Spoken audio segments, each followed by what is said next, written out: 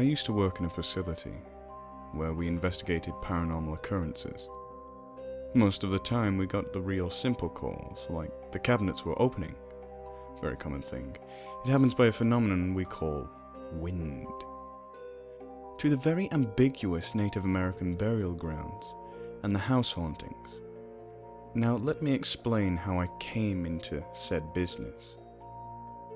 My family has been in this business since the early 1000s. Only one of its kind, really. Where we will go and capture whatever it is. We have special weapons to capture them. I was enlisted when I turned 16, and I recently stopped 4 years later because this stuff was getting too crazy for me. I had the choice not to get into it. I thought it would be cool. I was wrong. Dead wrong.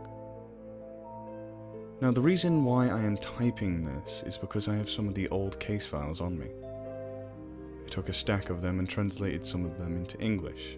They're mostly in French, being that's where my family came from. I will only be posting the ones that are the most interesting of tales. This is what the first transcript said. I hope you at least enjoy what you're listening to, and would want to see more after. I'll post more if the demand is high enough. This is the most recent file I have. Case file 925-125, Skinwalker, September 23rd, 2012.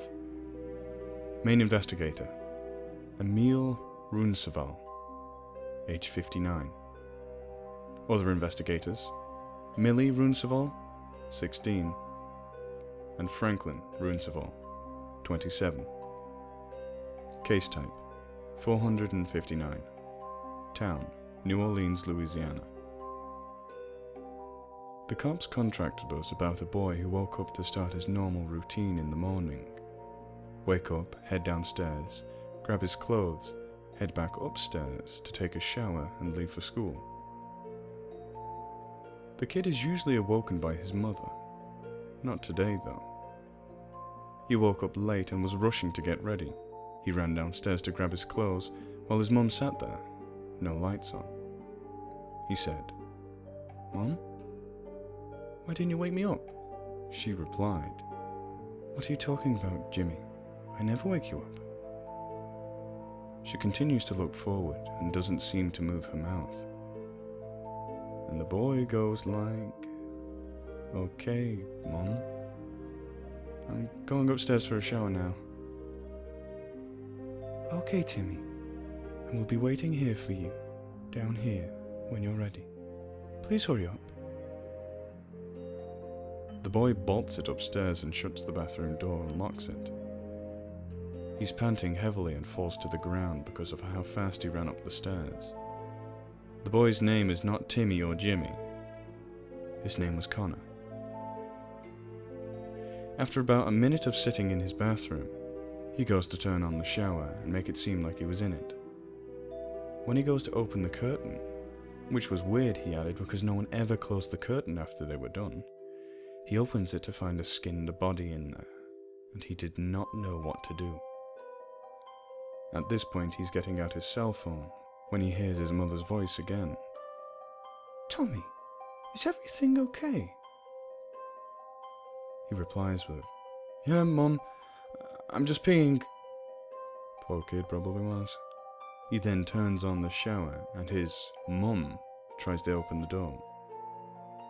She realizes that it is locked and starts banging on the door.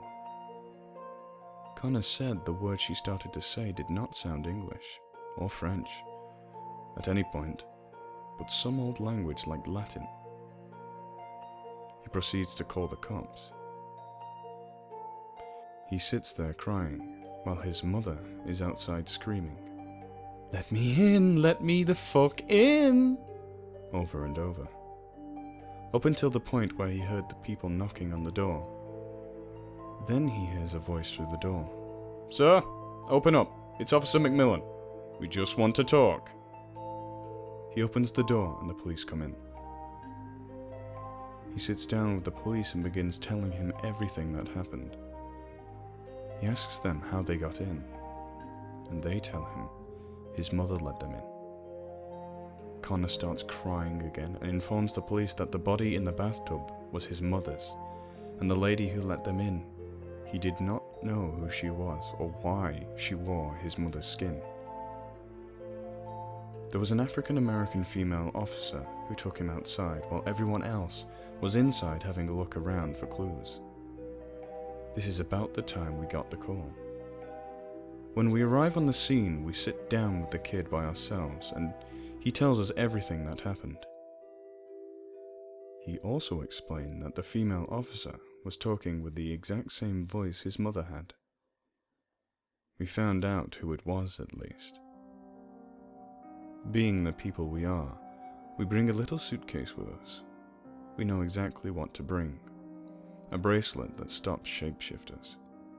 We go up to the female officer, and I mentioned we needed to talk to her. I place the bracelet on her, and I tell her to tell me where the other body of the officer whose skin she took. She led me right to it. We took her in right away. This was a Skinwalker. This one was different from normal though. This one would actually skin her victims and wear their skin to turn into them. We have used 2 anti-shifting bracelets for handcuffs, and they must be replaced immediately. This was a Skinwalker our family had been following around for 400 years, and we finally found her. Too bad she never used to work alone. We still have another in the area somewhere. We need every agent in the area to be alert.